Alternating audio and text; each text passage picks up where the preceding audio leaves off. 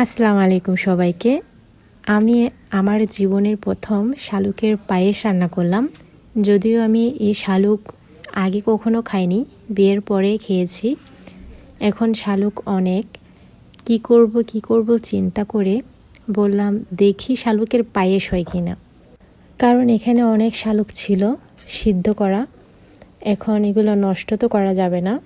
অনেকক্ষণ চিন্তা ভাবনা করে দেখি হয় কিনা। তারপরে যে কথা সেই কাজ, শালুকগুলা আমি কেটে নিয়েছি, আমি আমার ননদ মিলে। তারপর দুধ দিয়ে দিয়েছি।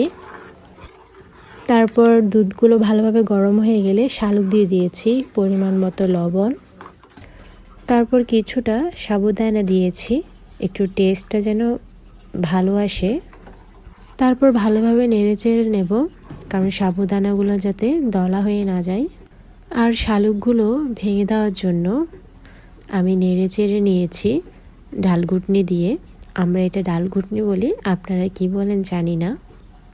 শালুকগুলো ভালোভাবে মিশ করে নিয়েছি। শালুকগুলো ভালোভাবে মিশ হয়ে যাওয়ার পরে দুধ দিয়ে দিয়েছি, গুঁড়ো দুধগুলো ভালোভাবে মিশিয়ে নেব। শালুকগুলো ভালোভাবে মিশ করেছি, যার কারণে অনেকটা ঘন হয়েছে। দুধটা দেওয়ার পরে আরও ঘন হয়েছে। আপনারা কিন্তু পরিমাণ মতো চিনি দিয়ে দেবেন।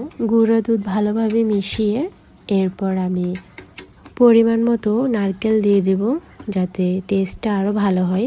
আপনারা আপনাদের পরিমাণ মতো করে দিয়ে দিবেন। দেখেন আমার রান্না শেষ, রান্না কমপ্লিট। কেমন হয়েছে বলবেন। আর এটা কিন্তু শাপটার নিচে থাকে শালুক বলে। যারা শালুক পছন্দ করেন তারা এইভাবে পায়েস রান্না করেও খেতে পারেন।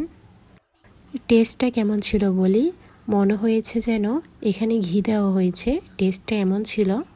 আর শালুকের যে স্মেলটা থাকে এটা কিন্তু আছে। ধন্যবাদ সবাইকে, ভিডিও এতটুকুতেই শেষ করলাম।